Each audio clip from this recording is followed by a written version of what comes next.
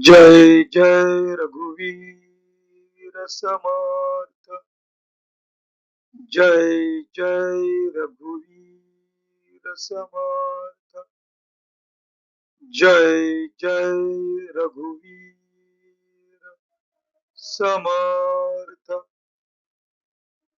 उपस्थित श्रोते जन हो, आपणा सर्वांचे आजच्या या ग्रंथ वाचनाच्या उपक्रमात चैतन्य आत्मन हे चॅनल हार्दिक स्वागत करीत आहे। आजचा ग्रंथ वाचनाचा आपला दिवस क्रमांक 190, वार आहे गुरुवार व तारीख 9 जुलै 2026। सध्या आपण ग्रंथ वाचनाच्या या उपक्रमात सार्थ श्री दासबोध या समर्थ श्री रामदास स्वामी लिखित महान ग्रंथाचे क्रमशः वाचन करीत आहोत। तेव्हा आजचे वाचन सुरू करण्यापूर्वी नेहमीप्रमाणे आपण प्रथम समर्थ श्री रामदास स्वामी यांना गुरुवंदना अर्पण करूया। गुरुर ब्रह्मा गुरुर विष्णू गुरुर देवो महेश्वरः गुरुर साक्षात परब्रह्म तस्मै श्री गुरवे नमः। तस्मै श्री गुरवे नमः। तस्मै श्री गुरवे नमः। जय जय रघुवीर समर्थ। आता आपण सार्थ श्री दासबोध या ग्रंथाच्या श्रवणाच्या फलश्रुतीचे महत्व जाणून घेणार आहोत। या फलश्रुतीचे सुंदर असे वर्णन समर्थ श्री रामदास स्वामी यांनी त्यांच्या सार्थ श्री दासबोध या ग्रंथातील प्रथम दशकातील प्रथम समासात केलेले आहे। या फलश्रुतीचे आता आपण वाचन करूया। सर्व संशय एकदम नाहीसे होऊन क्रियेमध्ये म्हणजे आचारामध्ये ताबडतोब फरक पडतो। सायुज्य मुक्तीचे रहस्य कळून येऊन तिच्या प्राप्तीचा सुलभ मार्ग सापडतो। दुसऱ्या विकट साधनांचे कारण पडत नाही।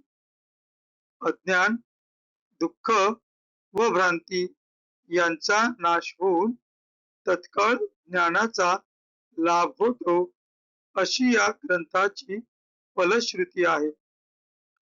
योग्यांचे परमभाग्य असे वैराग्य अंगामध्ये बांधते। विवेक व चातुर्य यथायोग्य प्राप्त होते। जे कोणी संशयग्रस्त, अवगुणी व अवलक्षणी असतील ते सुलक्षणी, धूर्त, तत्ववेत्ते, चतुर व समयत्न असे होतील। आळशी असतील ते उद्योगी होतील। पाप्यांना पश्चाताप होऊन ते शुद्ध होतील आणि भक्ती मार्गाचे निंदक असतील तेही भक्ती मार्गाला वंदन करू लागतील। बद्धांचेच मुमुक्षु होतील व मूर्ख अतिदक्ष होतील। अभक्तांना भक्ती मार्गाच्या योगाने मोक्ष मिळेल। अनेक दोषांचा नाश होऊन पतित असतील तेच पावन होतील। तात्पर्य, हा ग्रंथ नुसता ऐकल्याने प्राण्याला उत्तम गती मिळेल। देह बुद्धीमुळे येणारे अनेक प्रकारचे धोके, संशयाचे अनेक धागेदोरे, संसारांतील अनेक उद्वे हा ग्रंथ ऐकल्याने नाश पावतील। हा ग्रंथ ऐकल्याने अधोगती चुकून मनास विश्रांती व समाधान मिळेल अशी या ग्रंथाची फलश्रुती आहे, ज्याचा भावार्थ जसा असेल तसे त्याला फळ मिळेल. जय जय रघुवीर समर्थ. आता आपण सार्थ श्री दासबोध या ग्रंथाच्या क्रमशः वाचनास सुरुवात करूया. सध्या आपण या ग्रंथातील दशक मंत्रांचा या 5व्या दशकातील साधक लक्षण या 9व्या समासाचे क्रमशः वाचन करीत आहोत. मागील भागात आपण ओवी क्रमांक 41 ते ओवी क्रमांक 50 या 10 ओव्यांचे त्यांच्या मराठीतील अर्थासहित वाचन केले होते.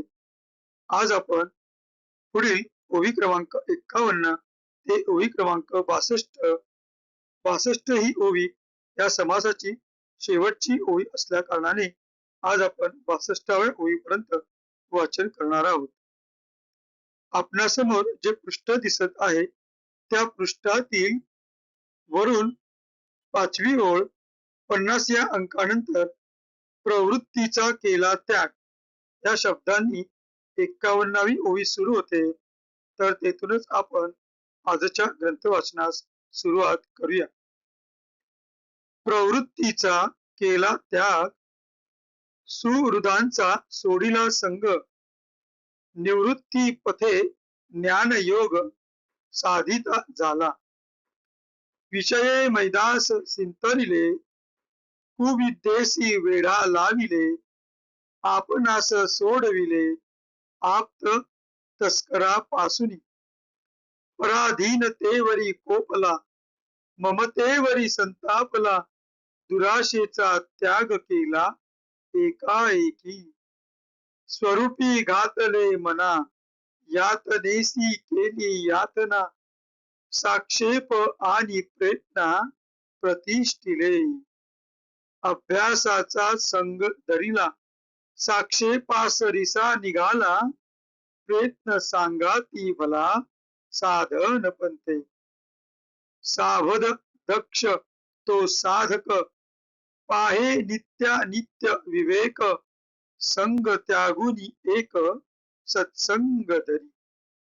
बळेंची सारिला संसार, विवेके टाकिला जोजार, शुद्धाचारे अनाचार भ्रष्ट विला. विसरास विसरला, आळसाचा आळस केला, सावध नाही दुश्चित झाला, दुश्चितपणासी. आता असो हे बोलणे, अवगुण सांडी निरूपणे, तो साधक ऐसा येणे प्रमाणे बुझावा. बळेची अवघा त्याग कीजे, म्हणून साधक बोलिजे. आता सिद्ध तो जाणिजे, पुढीले समास. येथे संशय उठिला, निस्पृह तोची साधक झाला. त्याग न घडे संसारिकाला, तरी तो साधक नव्हे की. ऐसे श्रोता बोले उत्तर, याचे कैसे प्रत्युत्तर. पुढील ये समासी तत्पर, होऊन ऐका. इति श्री दासबोधे गुरु शिष्य संवादे साधक लक्षण निरूपण नाम समास नवम. जय जय रघुवीर समर्थ. आता या 12 ओव्यांचा मराठीतील अनुवाद आपण पाहूया.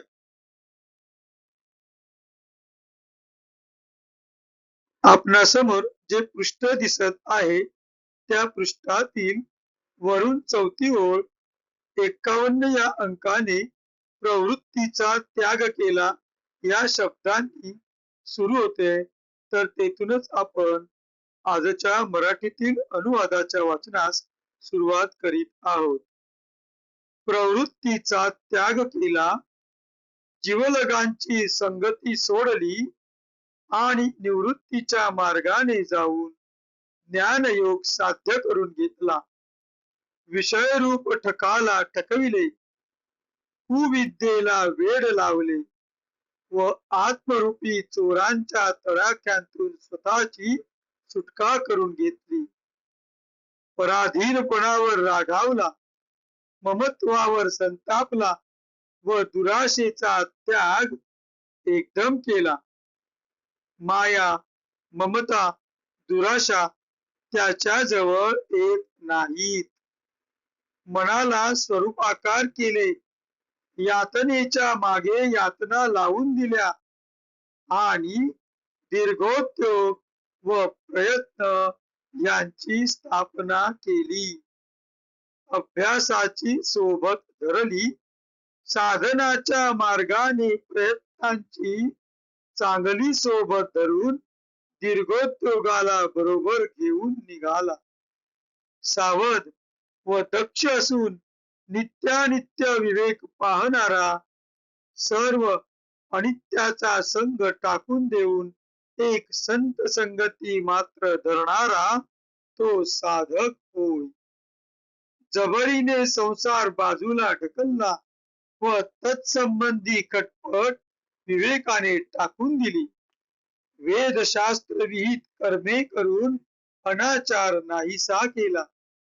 स्वस्वरूपाच्या विस्मरणाला विसरला म्हणजे स्मरण स्वरूपच झाला. आळसाचा कंटाळा केला, साधनाविषयी नित्य तत्पर राहिला, दुश्चितपणाविषयी दुश्चित्त असतो, सावध नसतो, दुश्चितपणा न येऊ देण्याविषयी सावध असतो. तात्पर्य, बरेच अवघ्यांचा त्याग करून तो स्वरूपी रमतो. असो, आता हे बोलणे पुरे. तात्पर्य हे की निरूपण ऐकून जो आपले सर्व अवगुण टाकतो तो साधक होय असे समजावे. आपण होऊन मुद्दाम सर्वांचा त्याग करतो म्हणून अशाला साधक म्हणावे. आता सिद्ध कसा असतो ते पुढच्या समासात समजेल. येथे एक शंका आली. जो निस्पृह म्हणजे त्यागी तोच साधक असे वरील बोलण्यावरून दिसते आणि संसारी माणसाला तर काही त्याग घडत नाही, तेव्हा तो सांसारिक साधक नव्हे काय, असे श्रोत्यांनी विचारले. त्याचे उत्तर पुढील समासात प्रथम दिले आहे आणि नंतर सिद्ध लक्षणांचा विचार सांगितला आहे, ते तत्परतेने ऐकावे. इति श्री दशक 5 समास 9. इथे 5व्या दशकातील 9व्या समासाचे क्षमासावी इथे 5व्या दशकातील 9वा समास समाप्त होत आहे.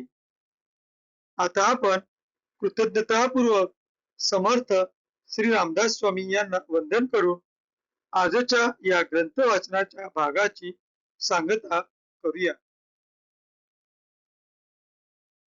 शुका सारिके पूर्ण वैराग्य जाचे, वसिष्ठा परी ज्ञान योगेश्वराचे, कवी वाल्मिका सारिका मान्य ऐसा, नमस्कार माझा सद्गुरु रामदासा. जय जय रघुवीर समर्थ. उपस्थित श्रोते जनहो, आपण सर्वांनी अगदी वेळात वेळ काढून आजच्या या ग्रंथ श्रवणाचा लाभ घेतला, त्याबद्दल आपणा सर्वांचे आम्ही खूप खूप आभारी आहोत. आपणा सर्वांना अनेक अनेक धन्यवाद. भेटू पुढल्या भागात. जय जय रघुवीर समर्थ.